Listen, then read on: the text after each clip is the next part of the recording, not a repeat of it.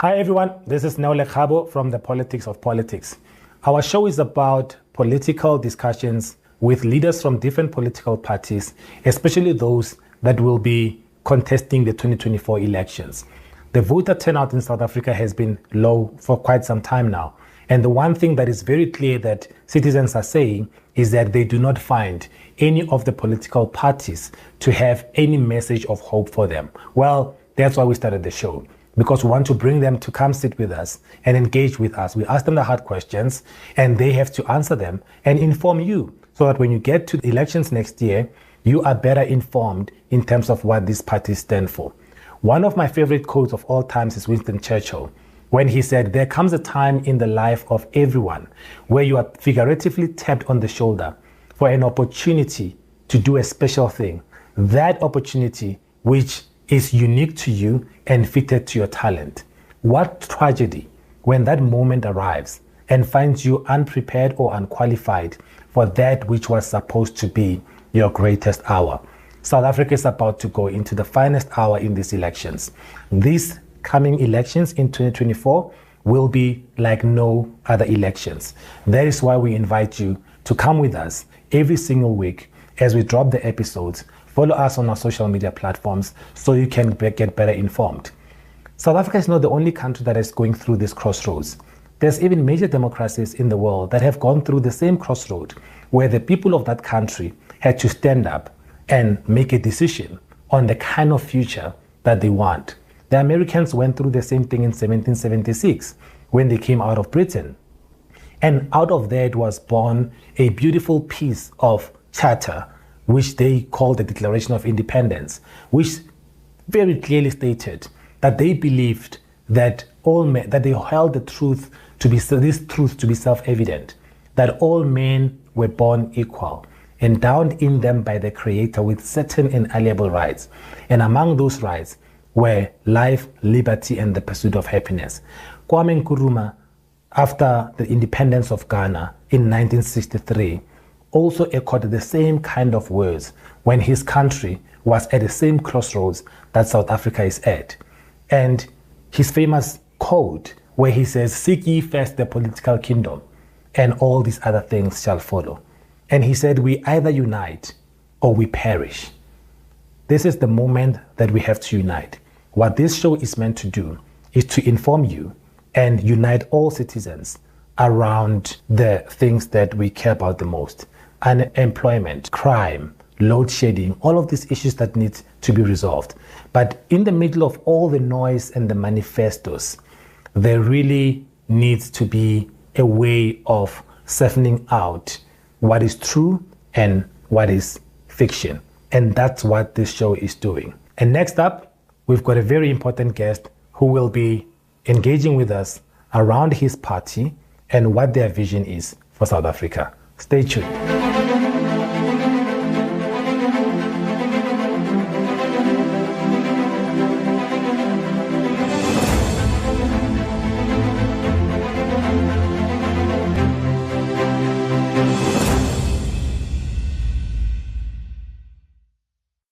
And right now we are with Songezo Zibi, the national leader of Rise Zansi. I'm Songezo Zibi, the national leader of Rise Zansi. Catch me on the Politics of Politics with Neo Lekgabo.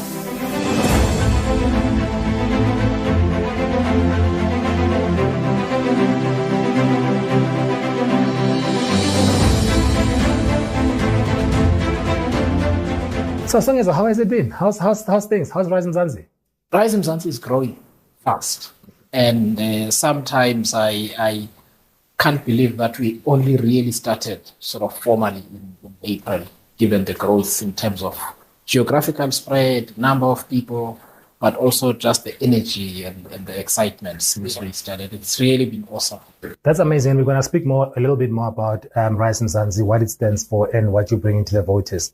But just a little bit on yourself, especially from the clip. I think one of the things that I really wanted to ask is, we do quite a lot of work as a show. And one thing that comes out very often is how middle-class South Africans are scared to take a stand, and for all sorts of reasons. what makes someone like you to leave a corporate job, to leave a full-time job, to leave a stable income, to take such a risk to get into politics? Now, it's true that lots of people, I'll say professionals, who also usually are in the middle class, don't want to step up. I don't think it's not taking a stand. I think people take a stand in different ways, but given the situation in our country, we've got to do more than take a stand. We've got to step up and play a leading role in the future, in shaping the future of South Africa. And I felt that we couldn't just comment anymore. You know, I write books, I write for newspapers, I've been a journalist and so on. It feels like you are shouting at somebody who's got headphones on. They can't hear you. And at some point, you've got to do more than the talking. And one of the things we set out to do when we started Rise Zansi is to create a platform for people to step up and to lead, go to parliament, go to legislatures, and also help within the organization itself to change society. But then your trajectory is quite interesting, right? From corporate, at some point you're part of the Midrand Group, Business Day, Rivonia Circle, and some of it was in the inside earlier, APSA, and eventually deciding to step into this role. What do you think? Why you? Why do you think you are the guy that can take South Africa forward? So now, firstly, I think lots of people can take South Africa forward. But I was raised in a culture back home in Mzansi, in a culture and an environment where once you reach a certain age, in particular, your responsibilities extend beyond yourself, they extend beyond your family, into your community and into your country. And when you see things going wrong in the community or the country, you are expected to do something about it. And you mentioned my career. I've been very fortunate in my life. I've worked in large companies like Volkswagen, Strata, and at APSA. I had the privilege of being a journalist, of being an editor. And I've also had the opportunity to travel the world. And I think a collection of those experiences, plus my own personal experiences in my family and myself politically before 1994, just created a moment where I felt I had a responsibility. Not sure about the capability because that will come with time, right? But the responsibility, sense of responsibility is there. And that's why I stepped up. Sure. And that's interesting because there's Rise Zansi, you are the national leader, but around you is a team of other leaders that are also saying we want to step up and want a better South Africa, want a safer South Africa. You've got your national leadership and you've got your provincial leadership. In most instances with new political parties, we never really get to know the depth and the capability of people around. Yeah. And I think for me, personally, it's the same with Rise Zansi. It's Songezo Zibi and there's other people, right? So tell us a little bit about the depth of that leadership that you have within Rise Zansi. No, thanks very much for asking that. I mean, this is one of the lessons I learned during my early corporate career, but helped me a lot when I was at Business Day, which is you've got to find and work with people who are better than you in some other area. Because leadership is about the complete package rather than just one individual. There are things that the team can do that I can't do, that they're really good at, that I'm not good at. I'm good at other things and they're good at others. And together we complete the package. So we've got really impressive people in our leadership team. I'll start with Lawrence Managa. Lawrence Managa was a vice president or vice chair of Equal Education. He's a really impressive young man. He's smart, he's energetic, and so on. So he's got leadership credentials already, even though Lawrence is in his 20s, as an example. But on the other end of the spectrum, we have Prof. Nick Binedell, who founded GIBS. He's trained leaders across government and the corporate sector and so on for many, many years in the 70s. Tate Ishim Kabela, who is a former president of AZAPO, our chair, Vuiswa Ramokhopa, has started businesses, has worked for companies, and runs a business, or has run businesses before. So you've got a combination of and a politician called Makasho Lekana, who's worked in the National Assembly, in the provincial legislature, and in council, in the Joburg City Council. So he's an experienced political operator. I mean, I can't go through the whole list, but the point is we have diversity of experience, of energy, of age, and these are really impressive people that I think, if for some odd reason I decided I want to go and write and spend my time writing again, I mean, there would be more than enough people to choose from. But then you see that diversity and that competence I get, right? But you and I know that South Africans have tend to not turn out for the elections. And this has been a trend, for the past few years. We can talk about the numbers. I mean, we're quite familiar with them in terms of over 14 million, registered voters that didn't turn out. Yeah. The 13 point something million that did not register. And I think one of the things that they are saying out loudly, at least in my opinion, is that I do not know who to vote for. I do not see anyone who represents them. Yeah. Now, you talked about the depth of your leadership experience within Rise Zansi. But there's been other political parties before. Ahang had similar credentials. If you took Mampela Rampila's CV, for instance, it was very impressive. Cope had some very good people in there, including JJ Taban. I don't want to get sued. Maybe it denies it. Maybe who knows? So having a list of impressive people with good CVs hasn't necessarily seen political parties succeed or give South Africans any alternative. What's different this time? No, and by the way, that's not what we emphasize. I think the capability of the leadership has got to be on display. But that's not the thing that you sell. What we're doing, and this is why we call Rise Zansi, is because we are saying to people, the politicians have messed up the country. We need to change it together. We are not here as your supermen and your superwomen to solve your problems for you, because we think we're more capable than everybody else.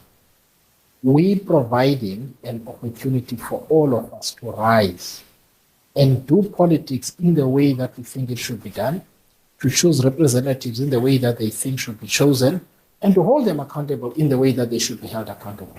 But we must build this thing together. If you sit at home, this change does not happen. Previously, the politics has been about, to your previous question, there's a superhero mentality in South African politics, which is, we need somebody who's going to solve all of these problems for us. It's a fantasy. It doesn't happen. I mean, this president was elected on the basis that he was going to create miracles. Well, here we are with a generator outside. With a generator outside, right? Yeah. I know. But so let's get to the heart of the diagnosis of what is the problem with South Africa. I think that list could be very long. Yeah. But I know you guys would have spent, I'm assuming you would have spent quite a lot of time looking at South Africa Inc., what the issues are and how you guys can resolve it, right? Yeah. So I want to start with the economy. Yes. Right. The Minister of Finance in the medium-term policy statement is forecasting a growth of 2% over the next 3 years. Okay. So he's basically saying we're not going to grow. Yeah. Okay. If you were in power tomorrow, right, how would you start getting this economic growth? So now, our economic problems are largely political. Yeah. Because what needs to be changed in the economy is not rocket science at all. People say, what's your new idea? You're like, the problem is that we're not doing the basics right. And I'll give you just 3 points. The first is that the things that are the difference between 0.8% growth and 3% growth are Eskom and Transnet. That's a governance and fiscal intervention. It's not economic trickery that you're going to do something. Either there's electricity or there isn't. Either you can transport goods by rail into ports and so on, or you can't, right? We need to solve those. So that's point number one, as an example. Secondly, it's about effective government. So I come from Tata. I make this example all the time. The crime is big. If you think you're scared of being in Joburg, try Mthatha. Now, you can't get investment into a town that infrastructure is collapsing, doesn't have governance, proper governance at municipal level, the crime is rife and so on. Again, what are the things that we must solve there? Yeah. There are political and governance issues so that even local investors can invest in their own town, the ordinary people, because if you can't get that investment going, then you can't do anything. The third is about orientation. And I'll give one last example. We pay an interest of between 6 and 8% on national debt. Yes. Right. And we get that money from pension fund. Right. If we were to change the way we think and say what we're going to do is we're going to create an environment in which the same workers' pension funds can invest in Transnet and can invest in Eskom in exchange for having seats on the board, right? Seats on the board, helping to oversee the strategy of the company, the governance. And I wouldn't want my pension going to Eskom. No, sure, but this is a principle, right? This is the principle. The reason nobody would want their pension to go into Eskom is because the minister is a super boss there that controls everything. Yeah. What we don't want to do is to relinquish control to more democratized governance structures. Yeah. So that the same pension fund say, we will put in 3-4 billion rand into Transnet, and we will get the payback in terms of the profit in 5-6 years' time, which is fine because the pension is a long-term investment. Yeah. Where the taxpayers don't have to pay an interest or go and borrow that money. And I'm interested in that point because in your book, in the manifesto, yes, you speak about professionalization of the public service. Yeah. Right? Yes. But you also raise quite a controversial idea around qualifications of public sector employees. Yeah. So you're talking about fixing Eskom and Transnet, and I suppose by extension you mean the SABCs and all of these other places. But what do you do? Do you fire everybody that is there now? Like practically, what do you do? No, there are lots of qualified people in the public sector, by the way. Yeah. They just have a political problem. I have a relative who has, I think, 2 master's degrees. And she says, in Xhosa, she says, Songs, according to reporter Ekabi, which means there's nothing more painful than being supervised by somebody who doesn't know what they're doing. Yeah. Right? And so that's a problem we need to fix. That's why I keep saying we've got a political problem, because the people you find around a minister in the minister's office are the ones who don't know what they do.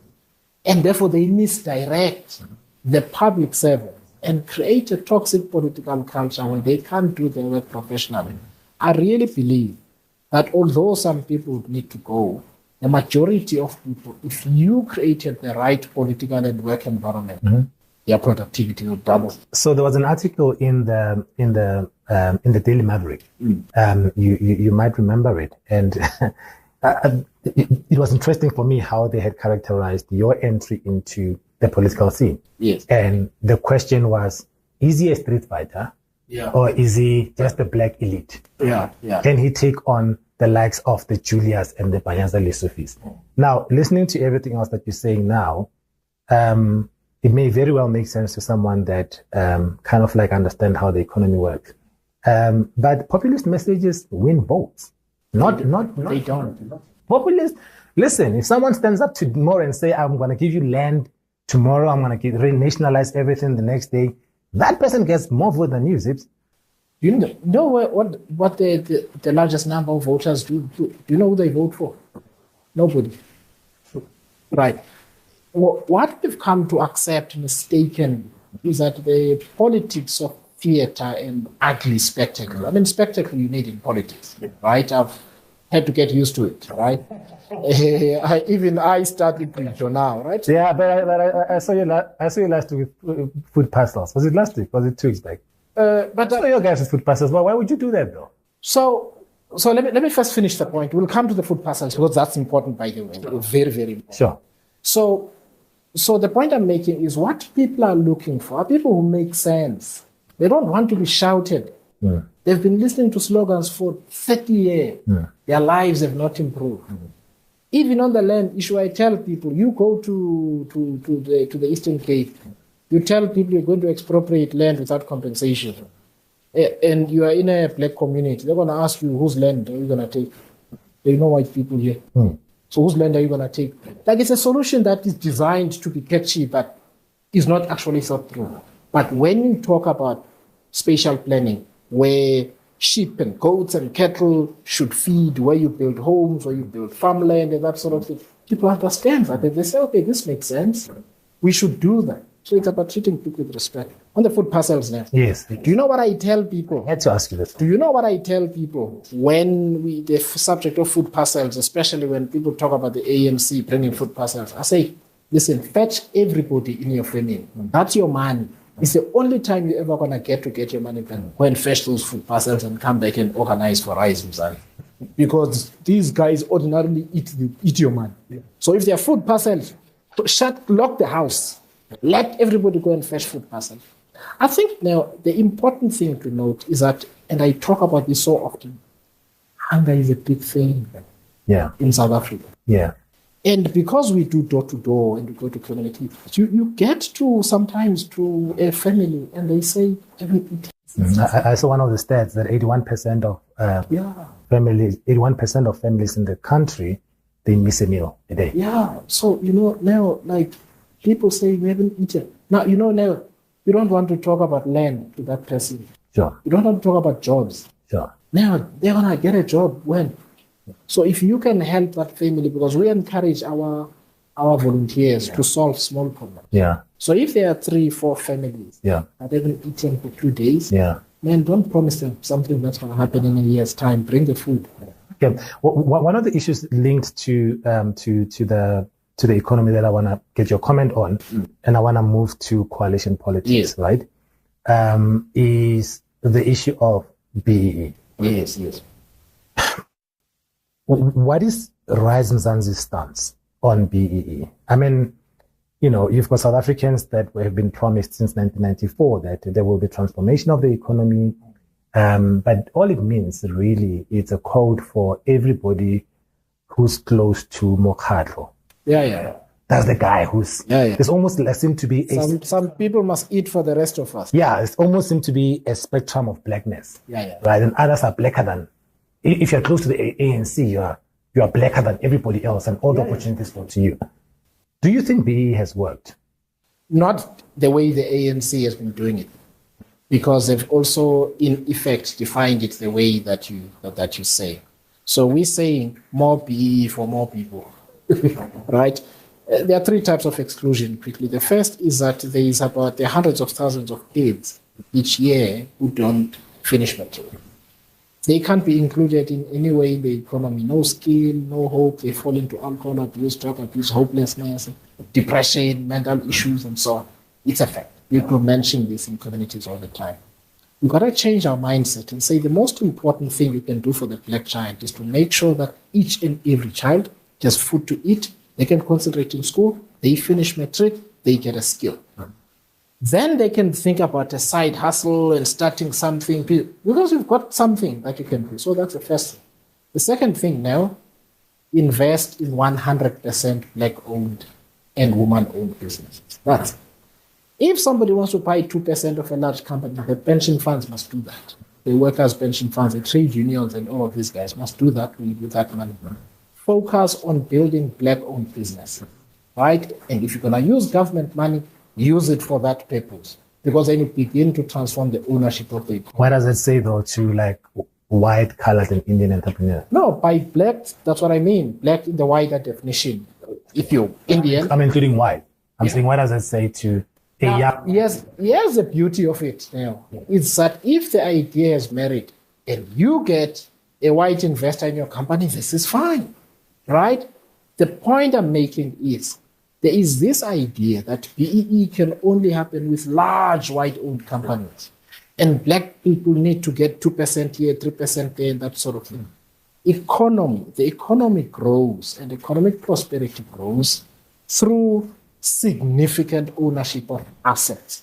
What we should really set out to do is to make sure that black people and everyone else who's marginalized have sufficient skill and experience to own assets, and then we help them to own assets.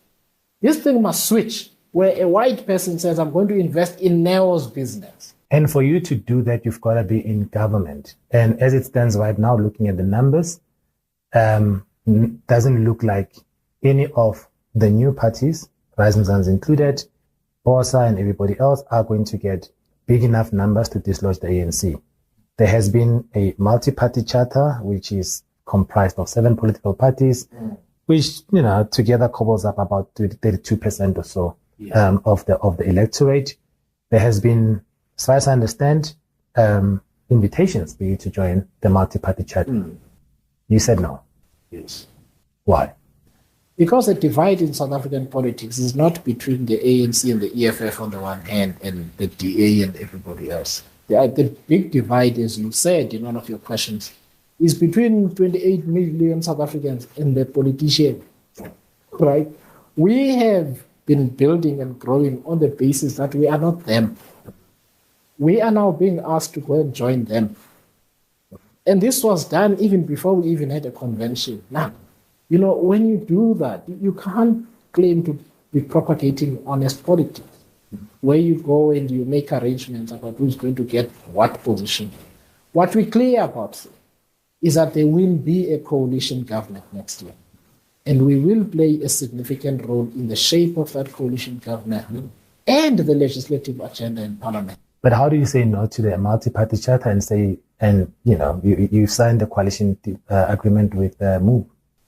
You see, this is the thing. So what we've offered is that the most important coalition to us is a pre-election coalition with parties and organizations who are not them, established political parties, because the divide is between the politicians who are seen to have been part of the problem of destroying the country. MOVE was formed under similar circumstances in Rise. So what we've been doing now, not just with MOVE, we're going to see a series of announcements, by the way, between now and February, March next year, where all of these political parties have had the same problem, which is we don't like the old political parties, come together under the ticket of Rise to contest next year's election. Okay, but there's other people, though. There's Musi is a great guy. I like him. He's a cool guy. Me too. So, get into the room, work out a deal. Who says we haven't? Okay, you heard it here first. It's a good one. Okay, so let's move on to. So I want to move on to just 2 other issues, right? There's an immigration, in the country. I think it is a hot topic. Everyone has got a view about it, and there is a sense that within the unemployed youth, at least 48% of which do not have matric, those people's only hope is to go after unskilled opportunities. Yes. And those unskilled opportunities are taken by all the foreigners. What is Rise Zansi's position on the issue of immigration, especially in the country? So now immigration is a massive problem in South Africa. And some populist political parties will say immigrants are the problem. Yes. Immigration policy and immigration management are the problem in South Africa. Yeah. Firstly, anybody can come in and out. Yeah. And set up anything here, including a criminal enterprise. That's why we've been grey listed. That's one of the reasons we've been grey listed. Right? Come here, set up a criminal enterprise, do whatever you like. That's a governance issue. Remember when I said all our problems, they now begin and end with political dysfunction and corruption and governance. So, borders are weak, Home Affairs is corrupt. Cases where somebody finds out they're married to a Pakistani they've never met. Yeah. Right. What is that? Governance problem. Yeah. Then there's a lawlessness problem. Cops can't fight crime anymore. Crime intelligence chases after people like us, politicians, instead of fighting crime and that sort of thing. Another governance problem. What is the solution? Secure the borders, regularize everybody who's in the country. What does that mean? That means we've got X amount of time to go to facility A, B, C, and D in these areas and towns. You state your name, prove your identity, say what you're doing here, you apply for the right permit. If you qualify, you get it. If you don't qualify, you go home. But that's what this white paper is about in terms with Dr. Aaron Motsoaledi. That's the kind of stuff. White paper after 30 years. Well, it's there now. So I need to find out what is Rise's. What are you saying that you agree with the white, late as it may be, Are you saying that you agree with the white paper right now in terms of where it sits, or you think that there's more that can be done, and specifically what is that? No, I mean, there are things that we need to do outside of the immigration system. I said earlier, South Africa's problems are not rocket science to solve. And I think we all need to be careful about things, because we can misdirect ourselves and say, it's because the solution that we have here is not clever enough. Actually, we've got a different problem. We can't do the basics. Yeah. And what the white paper is saying, finally we can do the basics, right? It's not something to shout home about. But let's talk about skill quickly. You see now, a lot of these guys who come from other countries, Zimbabwe, with far less money, trains more artisans per capita than we do. And so these guys, what are they able to do? They're able to do skilled work for the pay of somebody with no skill. That's the conflict. That's a conflict. They get piece job pay for skilled work. How do you resolve it? This is why I said earlier, you have to provide training opportunities for people, especially the older people who are over 21, over 25 now. That approach is going to get you into trouble with the unions. Listen, now, one of the reasons you need a new political party like Rise Zansi, can I give you an example? In Germany now, by the time a kid leaves a gymnasium school, they call it, which is a technical high school, leaves a technical high school, they've been working part-time for 4 years. Okay. In that 4 years, when they're working part-time, they can't join a union. Germany is highly unionized. Yeah. Highly unionized. Union is... I know that. They sit on the board. They sit on the board. Highly unionized, right? We've got to break that stranglehold where people just need to get this experience. What will young people complain about? I leave college, they want work experience. But unions are going to fight you. They're going to raise two issues. The first issue they're going to raise is that you bringing in young people for this kind of experience disadvantages the older workers, which is their constituents, and that's how they are funded. The second issue that they will raise is that you are coming with neoliberal policy. Okay, and I can't say the right pronunciation. So you're setting yourself up against unions. No, we actually in South Africa need to start going head to head with unions in a good way. By head to head, I don't mean destroy them. We need to get into the policy boxing ring with them. Because you know what, by the way, those same kids who are not in a union for 4 years, guess what they do in year 5? They join a union. A union exists because of employed people. When you are increasing the number of employed people, why would a union say, we don't like what you're doing? The reason you have all of these problems is because you've got some trade unions who have got ideological dogma and reject practical solutions. That's pretty much 80% of them. No. Let me give you an example. I got asked by COSAT to ask how we can use worker pensions on the energy situation and so on. I said, okay, let's put solar panels on every home. The companies must be owned by workers who have been retrenched from ESCOM, use that pension money to invest in those companies. The guy never responded to me, disappeared. But why wouldn't you do that? This is the problem with this guy. They want a solution where the government is controlling everything. Guys, let's do it.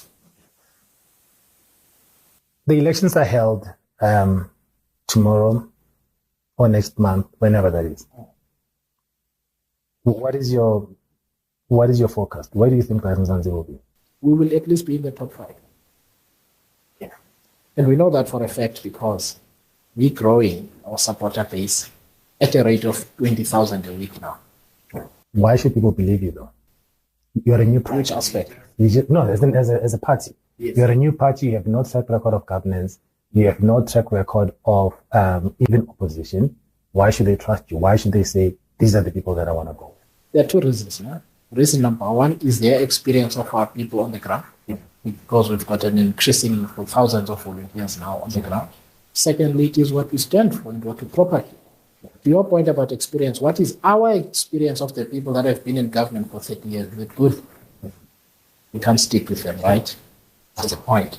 If something is not working, you gotta take the adventure and the risk of trying something else. Yeah. Otherwise, life never moves forward. So, Zibs, I've known you for a very long time. Unfortunately.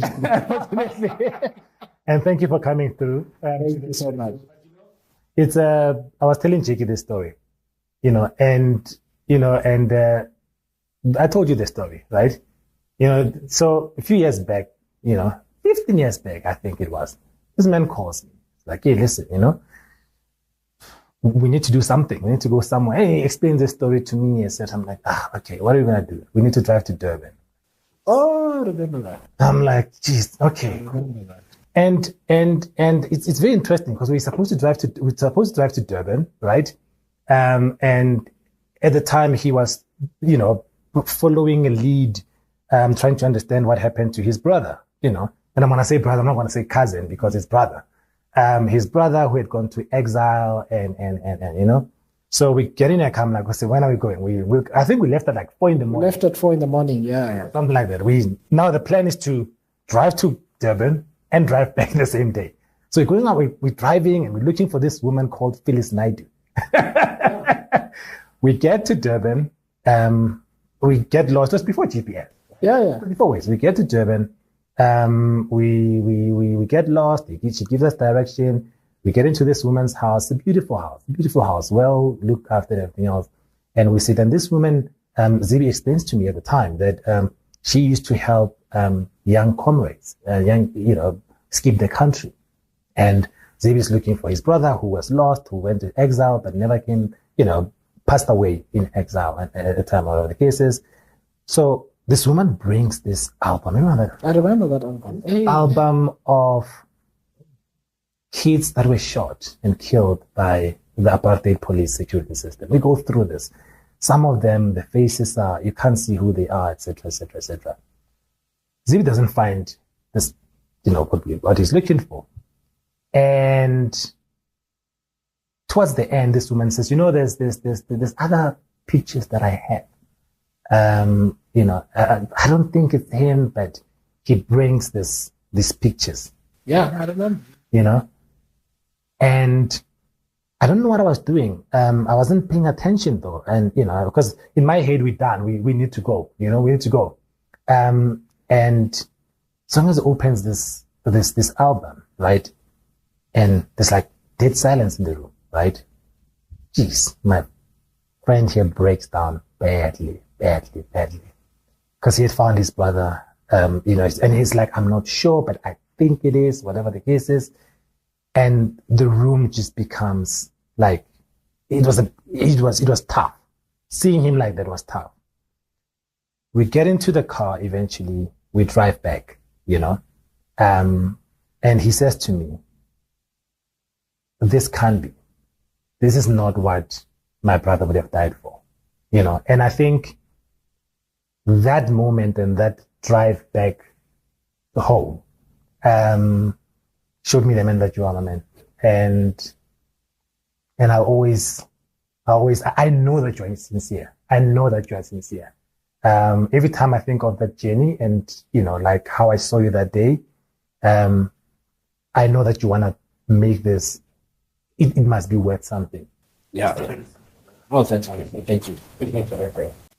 Thank you for joining us today on The Politics of Politics. We really enjoyed having the national leader of Rise Zansi with us. You heard their position. You heard what they stand for. We will be bringing you more and more political parties and business leaders so that you can be informed getting into the elections in 2024 and beyond. Remember, you may not be interested in politics, but politics is always interested in you.